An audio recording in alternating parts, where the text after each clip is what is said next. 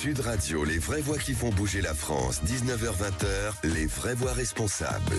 Bienvenue dans les vraies voix responsables. On est ravis de vous retrouver comme tous les mercredis avec Philippe David. Ça va mon Philippe? Ça va très bien. Ça fait 2 heures que vous me supportez, c'est bon, là on est pendant encore 1 heure, ça ira. Je suis en attente de Légion d'honneur pour ça, vous êtes au courant? Oui, au bas mot, le mérite et la Légion d'honneur. En tout cas, on est ensemble jusqu'à 20h. Au sommaire de cette émission, bénéficier d'un traitement parfois lourd tout en restant à la maison. C'est le défi quotidien de l'hospitalisation à domicile. Une solution qui se développe et qui prend de l'ampleur. Il s'agit parfois de passer un moment difficile, voire une fin de vie dans un cadre plus familier que celui de l'hôpital. Avec quels moyens? Est-ce toujours possible? Est-ce que cela peut pallier le manque de lits parfois annoncé et dénoncé dans les hôpitaux? Autant de questions qu'on va aborder avec des invités au cœur du dispositif. On vous souhaite la bienvenue, c'est les vraies voix responsables. On est ensemble jusqu'à 20h. Les vraies voix Sud Radio. Avec nos invités que nous sommes ravis d'accueillir, Dr Elisabeth Hubert, présidente de la Fédération nationale des établissements d'hospitalisation à domicile et ancien ministre de la Santé. Bonsoir, merci d'être avec nous, Madame la ministre. On vous le dit une seule fois et après on vous dira docteur. Voilà. Ça vaudra pour l'heure d'émission. Voilà. De mon côté toujours, le docteur Cécile Di Santolo. Bonjour, merci d'être avec nous. Vous êtes médecin à l'ADAN, qui est l'hospitalisation à domicile à Nancy. Et de mon côté, ça fait un peu ring de boxe. Voilà, ça va. Marion Willens, infirmière de liaison à la HAD de l'Est francilien. Bonsoir. Bonsoir. Et on aura fini le tour comme ceci. Corinne Petitbon, cadre social à la Fondation Santé Service. Bonsoir. Bonsoir. Alors avant tout, on a envie de comprendre et de se savoir, parce que c'est vrai que c'est assez peu, on commence à en entendre des bribes, assez peu connues. Docteur Elisabeth Hubert, en quoi ça consiste l'hospitalisation à domicile? Bien écoutez, les mots ont un sens, c'est-à-dire que nous sommes une forme d'hospitalisation. Avec simplement la particularité, c'est que nous développons des soins complexes qui sont de nature hospitalière, qui auraient dû amener les patients qui sont concernés à être dans un hôpital ou une clinique, à être hospitalisés ou y rester un certain temps, et dont les soins, en réalité, peuvent être réalisés au domicile. Des soins qui peuvent être de toute nature, vous avez évoqué les soins palliatifs, cela peut être des antibiothérapies, cela peut être des pansements extrêmement longs et complexes. Nous pouvons prendre des situations, et il en sera certainement question, psychosociales parfois compliquées, mais le champ est très large. Et c'est vrai que avec dessous d'ironie, nous disons nous sommes l'hôpital de demain. Alors Corinne Cécile Di Santolo, vous êtes médecin à l'ADAN, à hospitalisation à domicile à Nancy. Comment c'est prescrit? Est-ce que ça veut dire que ce sont uniquement des médecins hospitaliers qui prescrivent cette hospitalisation à domicile? Non, le point de départ, c'est la rencontre d'un patient et de son médecin, quel qu'il soit.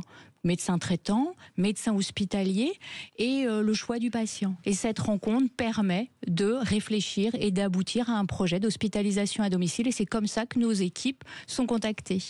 Marion Willens, vous êtes infirmière donc de la liaison à la HAD de l'Est francilien.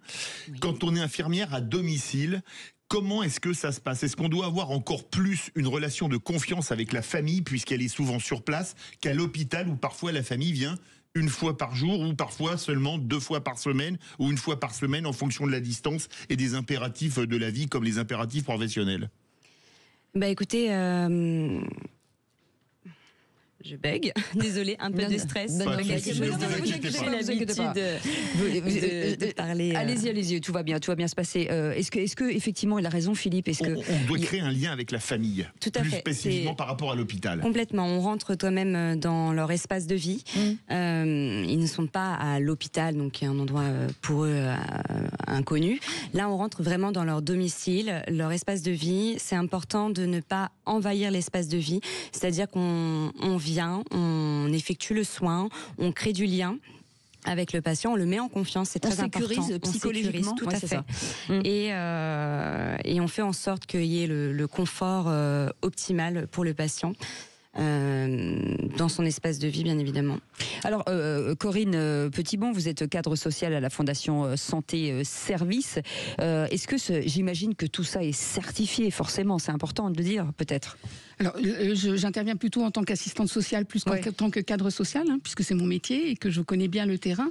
Qu'est-ce que vous entendez par certifié ? Très encadré en fait quand même. C'est très encadré et en même temps, il y a une adaptation à mettre en place en fonction de la situation du patient, de la situation des aidants et de l'entourage, parce qu'il peut y avoir aussi un parent malade avec des enfants en bas âge. Oui. Donc tout ça se réfléchit et le principe de l'équipe de l'hospitalisation à domicile est extrêmement important. Elisabeth Hubert veut réagir. Oui, c'est ça. On voit que vous avez l'habitude des plateaux parce que vous avez levé le doigt de manière très discrète. Très discrète, effectivement. Donc, il y a des habitudes qui ne sont pas perdues. C'est comme le vélo, on n'en perd pas l'habitude. Non, mais parce que je pense que votre question, elle est extrêmement importante sur le fait que lorsque nous sommes un malade, lorsque vous êtes malade et qu'on vous dit, mais finalement, vous êtes à l'hôpital depuis 8 jours, 15 jours, et on vous dit, mais finalement, les soins qu'on est en train de vous faire, je peux les faire chez vous. Et vous vous dites, mais si je suis à l'hôpital, c'est que je suis très malade. Et d'ailleurs, on m'a expliqué depuis un certain temps que je l'étais. Et donc, la garantie que nous devons apporter en termes de sécurité, et cela a été tout à l'heure évoqué, en termes de qualité des soins, c'est-à-dire que nous sommes, et je disais tout à l'heure que les mots ont un sens, nous sommes des établissements hospitaliers. Le mot établissement ayant non pas la visualisation d'un bâtiment, mais étant un statut. Et parce que nous sommes établissements hospitaliers, nous devons rendre des comptes en termes de sécurité, en termes de qualité, en termes de critères de fonctionnement, et notre juge, pas malveillant, je vous rassure, c'est la haute autorité de santé, comme pour un hôpital ou une clinique, et nous sommes habilités, tout comme n'importe qui ne peut pas se prévaloir de faire de l'hospitalisation à domicile, nous sommes autorisés à pratiquer cette activité par les agences régionales de santé.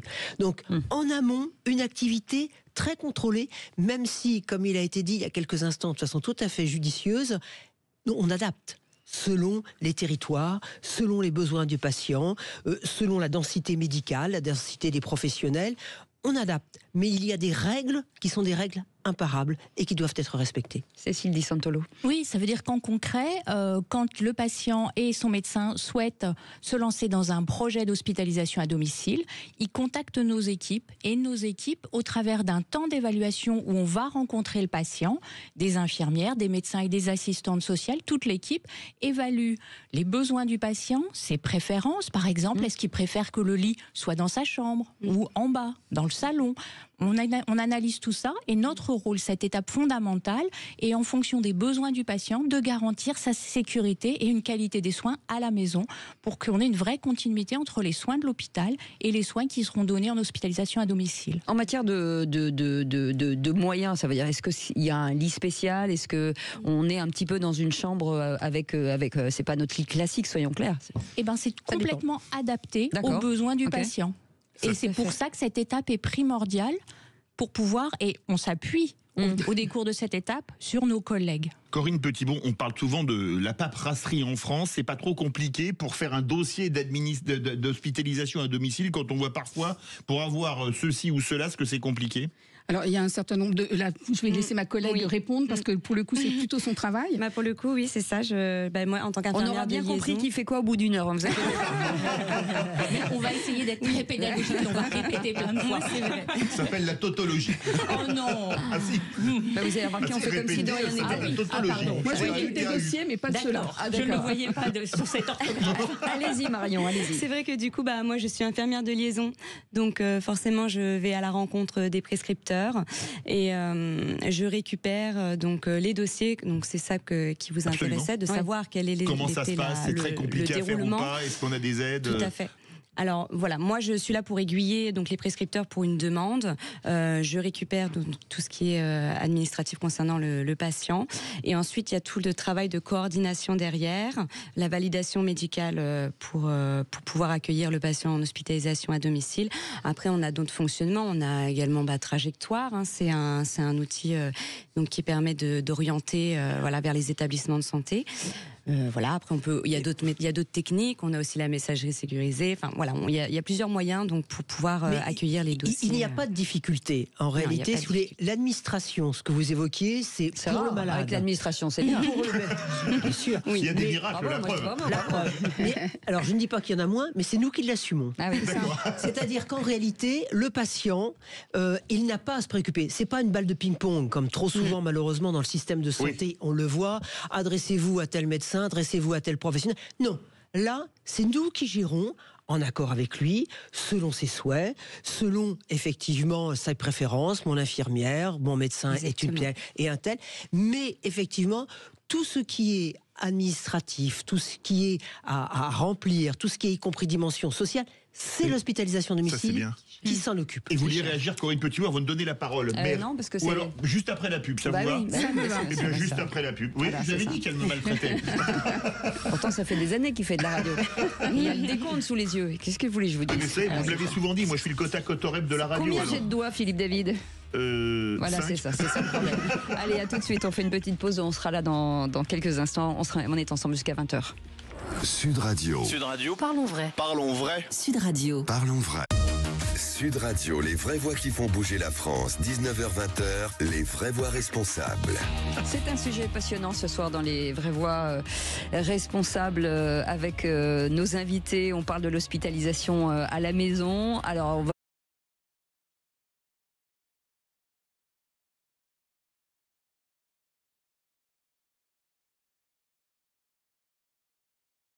tout savoir, puisqu'on a plein de questions et vous imaginez bien. D'ailleurs, si vous avez envie de poser des questions, vous êtes les bienvenus.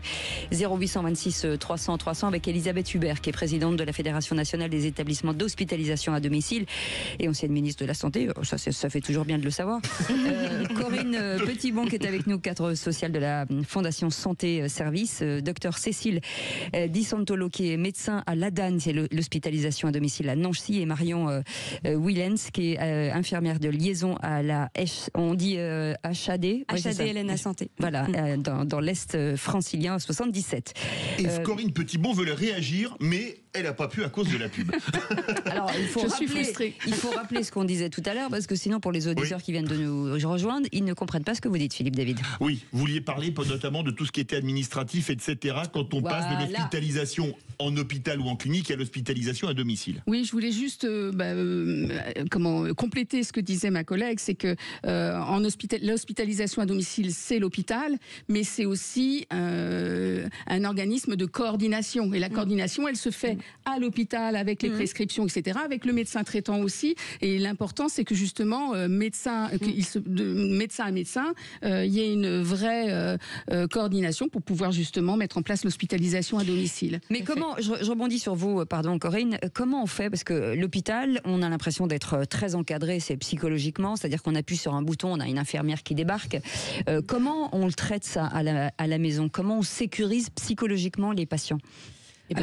C'est d'abord l'entretien avec l'infirmière de liaison, pour le coup, qui va déjà qu'est-ce que vous leur évaluer.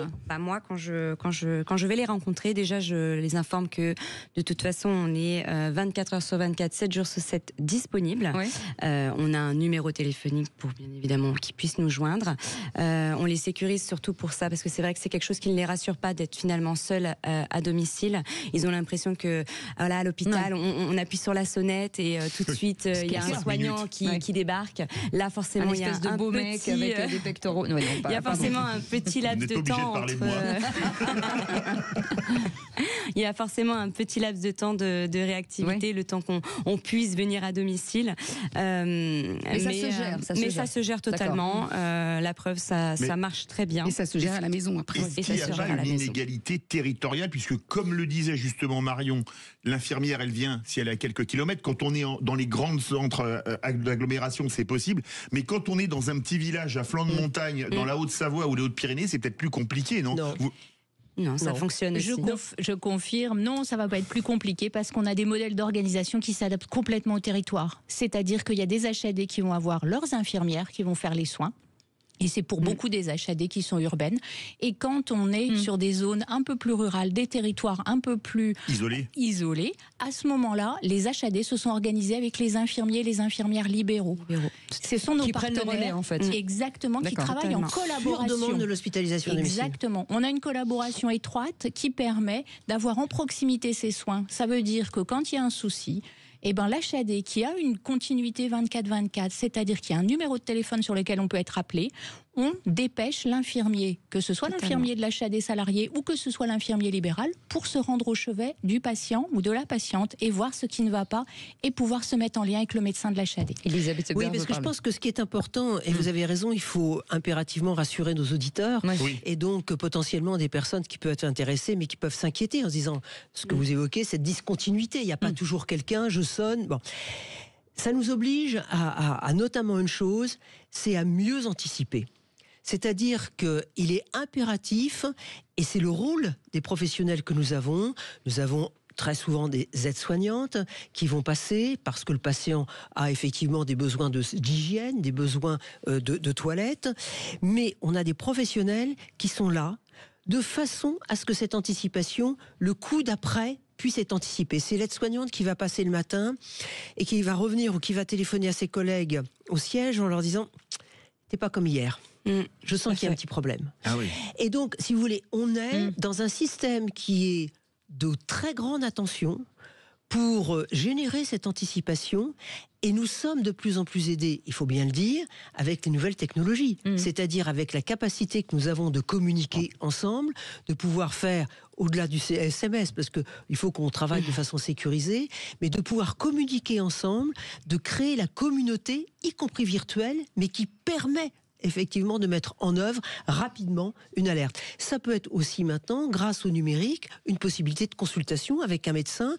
Il y a besoin d'un avis, ok, j'appelle un médecin pour avoir son avis. Il ne sera pas obligatoirement à côté du patient, mais effectivement, il peut y avoir une consultation médicale. Ça commence à être beaucoup plus usuel, y compris en dehors de l'hospitalisation à domicile. Donc, si vous voulez, notre façon de travailler, elle est obligatoirement adaptée à une dimension qui n'est effectivement pas celle d'un hôpital entre quatre murs où le patient est à disposition du domaine du soin. Tout à l'heure, vous parliez, mais finalement, c'est quoi les différences, la façon ? Nous sommes chez les patients, nous sommes sur leur territoire. Quand on rentre chez les gens, on frappe et on attend qu'on nous dise qu'on rentre. Vous savez qu'à l'hôpital, même si les choses ont beaucoup changé, on a quand même tendance à avoir un temps bref entre le moment où on frappe et où on rentre. Quand vous êtes chez les patients, quand on frappe, quand on est chez les patients, vous êtes chez eux. Et vous avez parfois à négocier avec des patients qui vous disent « Non, j'en ai assez. Ce matin, je ne veux pas qu'on me fasse ma toilette. J'en ai assez. Je veux être tranquille. » Eh bien, l'intelligence de la situation, c'est parfois d'accepter ce genre de choses. C'est s'adapter. De s'adapter. Mais par contre, d'identifier l'alerte que cela représente. C'est-à-dire de se dire « Oula, là, il y a peut-être quelque chose qui commence à ne pas aller. » Moi, je me posais une question. Est-ce qu'il y a un travail avec les familles et un travail notamment qui pourrait être psychologique avec les familles ? Je prenais un exemple que j'ai connu, que je ne vais pas raconter. Quand vous avez quelqu'un qui est en fin de vie et qui va probablement, parce qu'elle ne veut pas mourir à l'hôpital, mourir chez elle, est-ce que les familles peuvent bénéficier d'un soutien psychologique ? Parce que c'est quand même le tabou absolu. C'est pas peuvent bénéficier, c'est que toutes les HAD proposent aux familles, aux proches aidants, qui sont en contact direct avec le patient qui peut souffrir, ce soutien, cette aide. Et là, on a la chance d'avoir des équipes qui sont pluriprofessionnelles, des assistantes sociales, des psychologues, qui peuvent se rendre au domicile. Ça veut dire que c'est cette dynamique d'aller vers le patient. On ne fait pas bouger le patient. On amène les professionnels au chevet du patient et on a la chance d'avoir ces grosses équipes. Ça veut dire que les proches aidants peuvent être écoutés, entendus à la maison, ou alors au sein de l'hospitalisation à domicile, s'il y a des choses qu'ils veulent dire en dehors. Là, là encore, on s'adapte aux besoins et aux possibilités de chacun. Quand on est infirmière et qu'on va, pardon Cécile, en HAD, est-ce qu'on ne fait pas également un métier de psy avec le malade et la famille ? Complètement. Et c'est pour ça que c'est très très important que les soignants soient à l'écoute des besoins du patient, car c'est eux qui vont après faire appel aux professionnels comme la psychologue pour faire une demande de visite à domicile.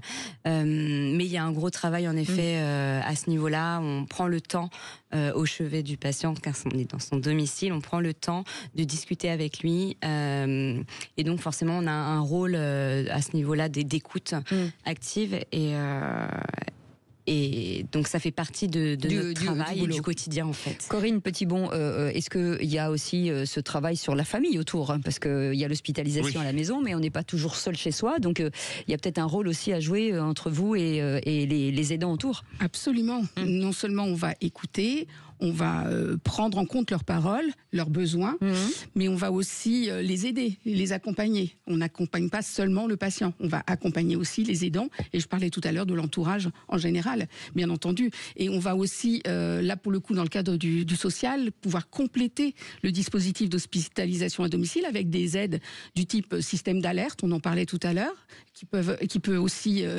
compléter cet accompagnement d'hospitalisation à domicile. Et puis des services d'aide à domicile. On va aussi conseiller, donner des informations sur toutes les associations qui peuvent aider sur les territoires. Donc il y a vraiment ce rôle d'écoute, mais aussi d'information et de conseil. Parce que ce qui est important, c'est que ça ne devienne pas non plus pour ceux les membres de la famille, une charge mentale supplémentaire. Parce qu'on se dit, quand l'autre est à l'hôpital, au moins il est pris en charge. Bien sûr. Et je pense que vous avez parfaitement raison. Surtout dans les pathologies très lourdes, on voit la personne être de plus en plus mal, etc. Malheureusement. Et je pense qu'il faut affronter, y compris nous, qui sommes des professionnels, cette réalité. C'est-à-dire que, et on le voit de plus en plus, parce que vous l'avez évoqué au début de l'émission, l'hospitalisation à domicile se développe, commence à être plus connue, mieux identifiée, mais à partir du moment où on devient plus visible, on suscite aussi plus d'interrogations. Et les interrogations, elles concernent aujourd'hui, je suis un peu lapidaire et donc un peu caricatural, mais de moins en moins les patients, mais précisément, ce sont les questions que vous venez d'évoquer, et de se dire comment est-ce que les aidants ne soient pas les angles morts d'une prise en charge qui est très orientée sur le patient, alors que la souffrance, elle peut effectivement toucher les aidants, et que bien évidemment, elle justifie un traitement particulier. On vous donne la parole dans un instant, puisque malheureusement, il y a un écran publicitaire qui... Voilà, c'est le salaire de Philippe David. Hein. Je l'aurais bien fait sauter, mais bon, je peux pas. Voilà, on fait une petite pause, on revient dans un instant, on est ensemble jusqu'à... Sud Radio, les vraies voix qui font bouger la France, 19h-20h, les vraies voix responsables. Les vraies voix responsables sur l'hospitalisation à la maison, qui peut être une vraie bonne alternative, en tout cas quand c'est très encadré avec des vrais professionnels qui sont parmi nous autour de cette table, avec le docteur Elisabeth Hubert qui est présidente de la Fédération nationale des établissements d'hospitalisation à domicile, Corinne Petitbon, cadre social à la Fondation Santé Service, docteur Cécile, j'adore ce prénom, Di Santolo, médecin. C'est surprenant. À l'hospitalisation à domicile à Nancy, et Marion Villens qui est avec nous, infirmière de liaison à la HAD, je vais y arriver, de l'Est francilien dans le 77. Or, on était tout à l'heure sur le sujet avant la pub de dire comment faire pour que les aidants, ça ne devienne pas une charge mentale d'avoir quelqu'un à la maison, en hospitalisation à la maison, quand on sait que finalement il est à l'hôpital et qu'on se dit voilà, il est pris en main et nous on peut souffler.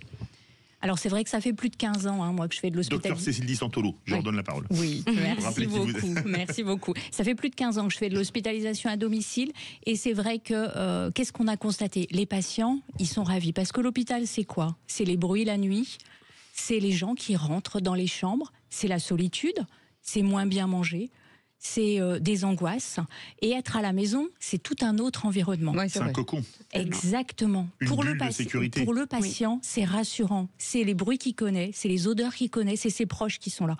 Par contre, là où on est très vigilant, et on a déjà parlé de ce système de vigilance extrême, et c'est le cœur de notre métier, ces vigilances nous permettent, et parce qu'on l'a vu, combien c'est dur pour les aidants, pour les proches, parce que c'est un investissement. pour le bien-être de son proche, il y a un investissement qui est important. Et nous, notre rôle, le rôle des infirmières, le rôle des psychologues, des assistantes sociales, c'est d'être à l'écoute, c'est d'être très vigilant par rapport à ces petits signaux, ces signaux infra qu'on va détecter avec l'expérience pour pouvoir mettre en place des choses ou organiser des choses. Et nos collègues le font très bien. Vous voulez réagir, Corinne Petitbon, parler du répit. C'est ça. Alors d'abord, c'est écouter les aidants, c'est leur accorder du temps. On en parlait tout à l'heure, mais ils sont à la maison, il faut leur accorder du temps. Et les accompagner, c'est aussi essayer d'anticiper au maximum l'épuisement des aidants. Et notamment aussi des jeunes aidants, parce qu'il y a une particularité chez les jeunes aidants, c'est qu'ils sont confrontés à la maladie souvent d'un parent, et qu'ils sont aujourd'hui assez invisibles. Hein. Ça commence à venir avec des associations du type JAD, mais c'est encore un travail à faire sur les aidants. Et là, notamment en hospitalisation à domicile, nous sommes extrêmement vigilants pour justement éviter et anticiper ce risque d'épuisement et proposer du répit. Alors du répit, il y a du répit de courte durée, il y a éviter aussi qu'ils renoncent à certaines activités. Ça peut être qu'ils soient jeunes ou moins jeunes d'ailleurs. Hein. Donc leur permettre d'aller à leurs activités habituelles. Et que puis leur vie continue un petit peu quand même, c'est ça. C'est ça. Et leur proposer aussi évidemment du répit de plus longue durée quand c'est nécessaire et quand ils le souhaitent. Combien ça coûte ? Parce que c'est toujours le souci, on se dit voilà, on est à l'hôpital, on est pris en charge, on est à la maison, donc ça doit coûter très cher.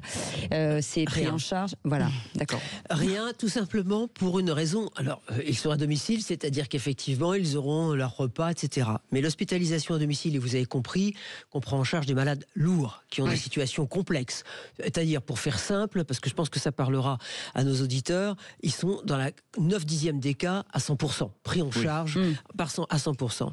Et nous sommes un établissement hospitalier. Nous sommes payés par l'assurance maladie, comme un hôpital ou comme une clinique, et il n'y a pas effectivement d'avance de frais. Et d'où l'importance du rôle des assistantes sociales, parce que là aussi, il peut y avoir besoin d'une aide pour préparer les repas lorsqu'il y a des personnes qui sont seules, ou parce qu'effectivement, il va y avoir un accompagnement à faire. Et là, c'est la mobilisation d'éventuelles aides qui ne rentrent pas dans le contexte de l'hospitalisation à domicile, qui peuvent être sollicitées, qui sont des aides sociales et financières. Mais l'hospitalisation... Et tout le monde travaille ensemble, en fait. Oui, et c'est le rôle de nos assistantes sociales qui sont des piliers indispensables. L'achat n'existerait pas s'il n'y avait pas les infirmières et les assistantes sociales. Peut-être aussi les médecins. À la marge. Mais quand vous êtes médecin, on ne vous accusera pas de corporatisme. Mais c'est vraiment, si vous voulez... un mode d'hospitalisation et effectivement, nous solvabilisons l'hospitalisation à domicile, nous rémunérons les professionnels. Quand Cécile tout à l'heure a évoqué que nous allions peut-être faire intervenir des infirmières libérales parce qu'on est au fin fond de la Lozère et qu'il va y avoir 2 heures de route, il y a de l'hospitalisation à domicile dans la Creuse, dans le Cantal, en Lozère. Nous pouvons le faire en Haute-Savoie ou en Savoie comme vous l'évoquiez tout à l'heure. Avec une formation spécifique ?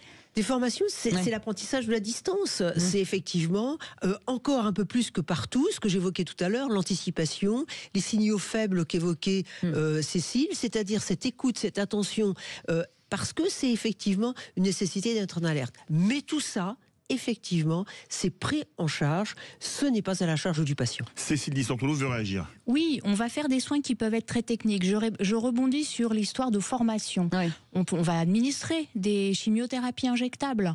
Domicile. À domicile, oui, et de plus en plus, et on nous attend là-dessus. Parce que le confort d'être chez soi pendant la cure de chimiothérapie, quand c'est possible, quand c'est choisi par l'oncologue et les patients, ça n'a pas de prix. Immunothérapie aussi à domicile. Immunothérapie, oui, exactement. Et on travaille avec des associations de patients pour promouvoir cette forme d'hospitalisation.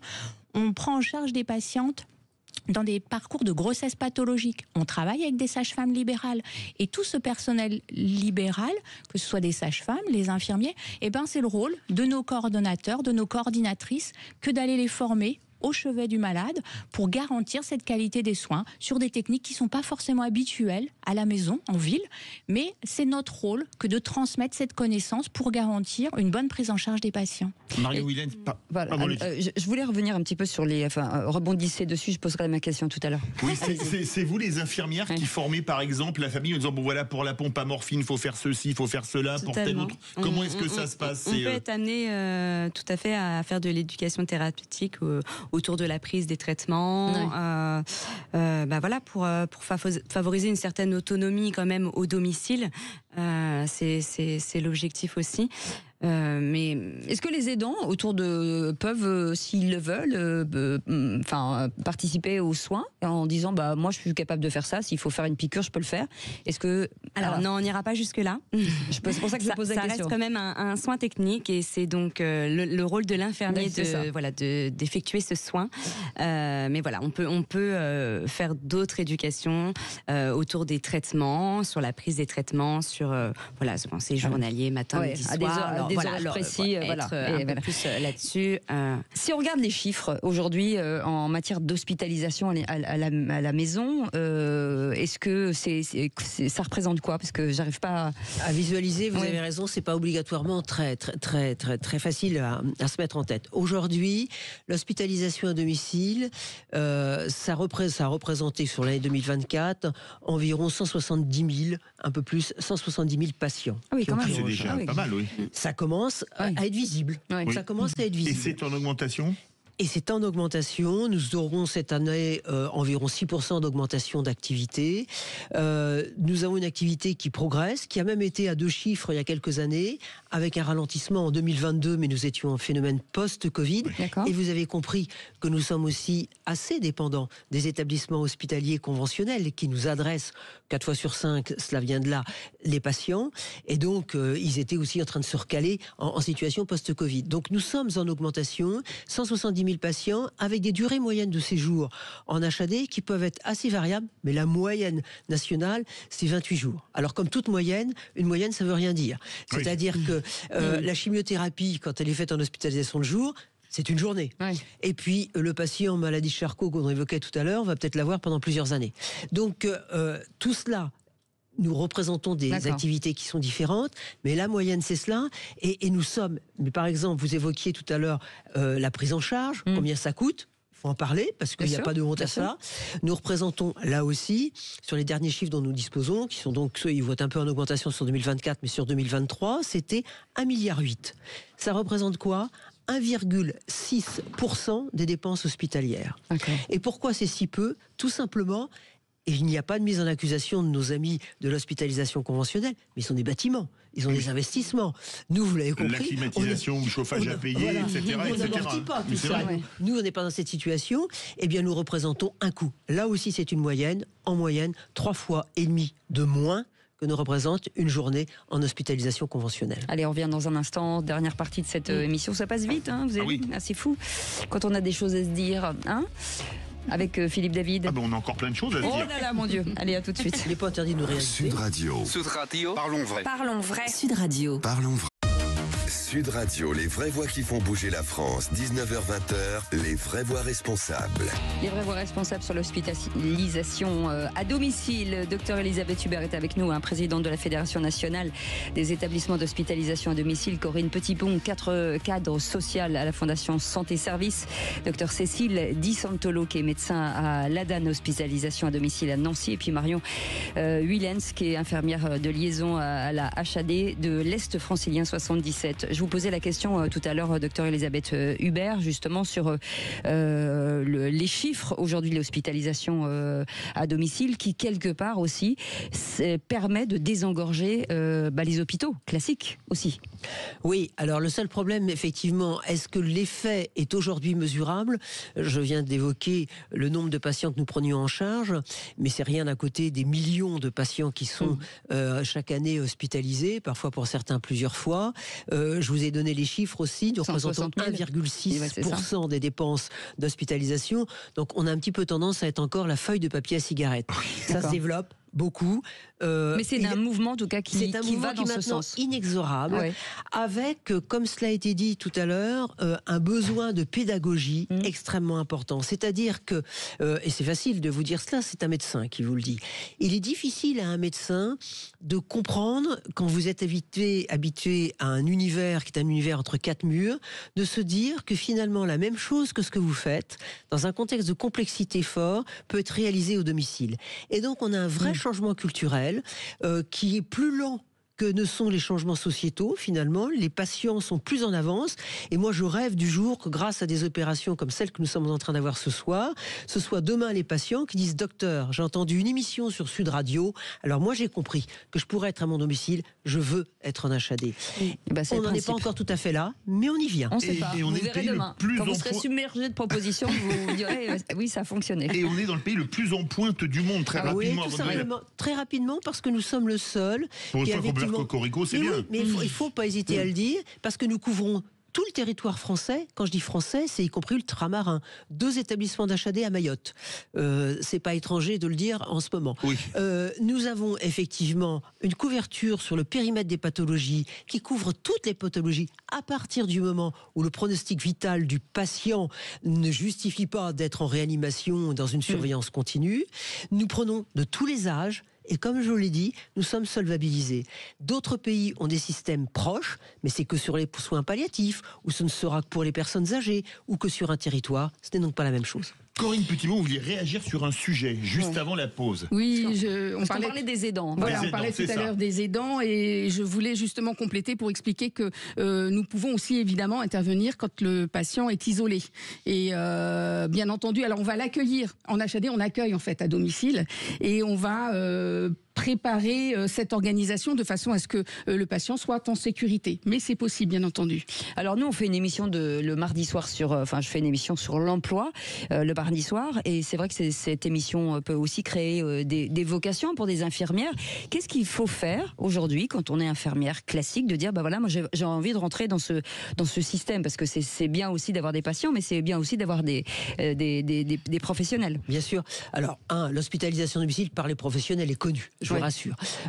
Et comme il y a des établissements d'hospitalisation domicile partout en France, il suffit de regarder dans l'annuaire et de donner un coup de téléphone. Nous sommes en recrutement, j'ai tendance à dire permanent, avec une particularité, vous l'avez compris tel que cela a été décrit, des professionnels qui sont dans un contexte d'initiative et d'autonomie importante. Initiative, autonomie, ne voulant pas dire d'interaction seule. Non, interaction sans arrêt avec les autres professionnels. Mais nous sommes aussi dans un système où, vous l'avez compris, y compris dans la façon dont nous réagissons les uns ou les autres, où la hiérarchie est assez peu présente. Le médecin n'est pas plus important que l'infirmière, qui elle-même n'est pas plus importante que l'aide-soignante. Nous sommes tous avec des professionnels auprès des patients et de leur famille qui sont importants, chacun dans leur rôle. Il y a une question que je voudrais poser à Cécile Di Santolo et à Marion Willens, comme elles sont médecins et infirmières. On dit souvent qu'à l'hôpital, les médecins et les infirmières doivent courir d'un patient ou d'une patiente à l'autre. Est-ce que là, quelque part, à l'hospitalisation à domicile, on n'a pas un peu plus de temps à consacrer à son patient ? Alors on a un peu plus de temps, oui, et en plus on travaille avec ces signaux faibles. Ça veut dire que on essaye de ne pas travailler en feu rouge. C'est-à-dire qu'on essaye de dépister toutes les fragilités, qu'elles soient cliniques, psychologiques, sociales ou des fois logistiques. Il n'y a pas de lit, il faut mettre un lit. Et ça, c'est le rôle des infirmières coordinatrices, de venir nous alerter. Et c'est vrai qu'on fait tous corps, infirmières, kinés, médecins, ergothérapeutes, diététiciens, aides-soignants, on fait tous corps autour du patient. Marion Willens. Justement, pour être honnête avec vous, depuis que je travaille à l'HAD, moi je trouve que j'ai le temps. J'ai le temps d'être avec mon patient, j'ai le temps de faire mes soins convenablement, sans avoir une pression comme on peut avoir en milieu hospitalier, car j'ai travaillé en milieu hospitalier également. On travaille sur plusieurs personnes en même temps, c'est ça ? Oui, on Ouais, peut c'est ça. travailler. Il y a une sonnette, je vais devoir aller là, tac, tac, tac. C'est pas du tout la même ambiance, si je puis dire. Là, on a vraiment le temps de travailler dans de bonnes conditions, malgré qu'on soit à domicile et qu'on n'ait pas tout notre matériel en main. Mais on fait en sorte, en tout cas, d'avoir tout ce qu'il faut et tout ce qui est nécessaire pour justement assurer correctement les soins. Est-ce que ça, je voulais pardon sur Corinne, est-ce que ça a un impact sur le patient en fait? Est-ce qu'on se rend compte, je vous dis peut-être une bêtise, le fait qu'on soit à la maison, vous parliez tout à l'heure des portes qui claquent dans l'hôpital, les sonnettes, le bruit, le truc. Est-ce que finalement il n'y a pas une amélioration de la situation du patient à la maison? Bien sûr, le patient est acteur de sa prise en charge et le patient décide pour lui-même, l'aidant décide également pour lui-même. Donc ce temps, il permet aussi justement de faire le lien et de s'accorder le temps de la décision véritablement. Ouais. Et je voulais juste faire le lien avec HAD, système de santé et répit. C'est-à-dire qu'un patient, même en soins palliatifs, qui souhaiterait partir dans le sud de la France, par exemple, en bord de mer, eh bien dans ce cas-là, l'HAD va faire un relais avec une autre HAD, avec accord médical, bien entendu. Et je pense qu'il y a peut-être un élément que l'on n'a pas évoqué, c'est la place que nous avons auprès des personnes âgées. Quand vous dites l'amélioration, est-ce que vous sentez la différence? C'est clair, vous mettez une personne âgée, très âgée, dans un hôpital, vous savez qu'il peut y avoir une dégradation assez vite de ses capacités cognitives, de sa présence, d'une souffrance qui est effectivement importante. Vous le ramenez chez lui ou chez elle et la situation n'est pas la même. Ça pèse un peu. Et je pense qu'un des points qui est aussi important, c'est qu'il faut le savoir que nous pouvons intervenir en établissement. On a parlé du domicile, mais le domicile, c'est aussi les établissements médico-sociaux. Nous intervenons auprès de personnes handicapées qui sont en établissements médico-sociaux. Nous intervenons aussi en EHPAD auprès de patients qui vont avoir des besoins et pour qui, ainsi, on évite une hospitalisation à l'hôpital. Et cela, c'est un point de développement considérable. Cécile Di Santoro veut réagir. Oui, parce que j'ai pu constater aussi, j'ai été médecin hospitalier, j'ai été médecin en ville, je suis médecin d'HAD et passionnée de ça depuis des années. Le vécu de la maladie des patients. L'HAD, c'est un temps dans la vie du patient. Alors des fois, c'est des temps discontinus. Il va à l'hôpital, il rentre en HAD, il ressort avec ses libéraux, puis à un autre moment, ça va un peu moins bien. Il revient en HAD, puis peut-être à nouveau à l'hôpital. Et l'intérêt d'avoir cette fluidité donne un vécu complètement différent par rapport aux patients qui seraient restés des semaines, des mois à l'hôpital et uniquement à l'hôpital. On a vraiment une approche de la maladie qui est différente avec des temps où on est chez soi et où le niveau d'angoisse peut diminuer. En tout cas, on sent bien que la vocation chez les unes comme chez les autres, c'est ce qui vous rejoint, quoi, la vocation de ce métier, parce que c'est un métier qui est quand même difficile, puisque vous êtes face à la maladie, à la douleur, et voilà, mais vous êtes incroyable, parce que quand on vous regarde, il y a des étoiles dans les yeux, quoi. Le matin, quand on se lève, on ne se pose pas la question du sens de sa vie. Ah bah ça c'est clair. Exactement. Ça c'est clair. Merci en tout cas 1000 fois d'avoir été avec nous, docteur Elisabeth Hubert, présidente donc de la Fédération nationale des établissements d'hospitalisation à domicile. Et j'imagine qu'en allant sur le site internet, on peut avoir plein de renseignements. On a un site internet qui donne parfaitement les renseignements. Et ben voilà, c'est magnifique. Corinne Petitbon, merci beaucoup, cadre social de la Fondation Santé Service. Docteur Cécile Di Santoro, médecin à l'ADAN, l'hospitalisation à domicile à Nancy, et Marion Willens, infirmière de liaison à la HAD de l'Est francilien 77, c'est-à-dire la Seine-et-Marne. Merci à vous. Merci beaucoup d'avoir été avec nous. Et lui aussi, il a des étoiles dans les yeux quand il parle de son métier. Tonton Maurizio. Maurizio. Buonasera a tutti. Quel est Bonsoir le menu tout le des vraies voix du foot de ce soir? Alors, hier, on a on fait va très revenir fort, sur- 3 bons pronos sur 4 sur la journée de Ligue des Champions d'hier soir. Il va bravo. falloir que l'équipe du mercredi soit au taquet. Ouais, mais on est là. On a Gilles Favre et Eric Blondel, ils sont au taquet. Depuis tout à l'heure, on fait des vidéos et je peux vous dire, il va y avoir de l'ambiance. On va revenir sur le match du PSG, sur Benacer à l'OM, sur la catastrophe. Appelons ça comme ça, de Damary Lélis-Mo. Ah oui. Voilà, parce que le foot amateur, voilà, c'est déplorable de voir ça et on va en parler, on va débattre. Et moi, j'en viens de ce foot amateur, donc voilà, j'aurai un avis bien précis. Et aussi, toujours pareil, de l'arbitrage, enfin voilà. Alors. Dans les vraies voix du foot, 20h, 21h. Comme tous les mercredis. Eh ben, on vous retrouve dans Par contre, il quelques y a moins de instants. filles sur notre plateau, Oui. je vous le dis. Non, pour les auditeurs qui regardent, prenez du plaisir maintenant parce qu'après, ils sont vilains, les autres. Vu ce qu'il me dit, j'ai l'impression d'être un intrus dans ce studio.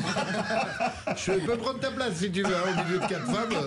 5. Merci beaucoup à notre équipe, merci à notre réalisateur Maxime, merci beaucoup. Aude, merci Félix, merci beaucoup Nelly de nous avoir aidé à préparer cette émission. On vous souhaite une très belle soirée. On se retrouve demain à partir de 17h dans Les Vraies Voix. Très bonne soirée à tous. Salut, à demain.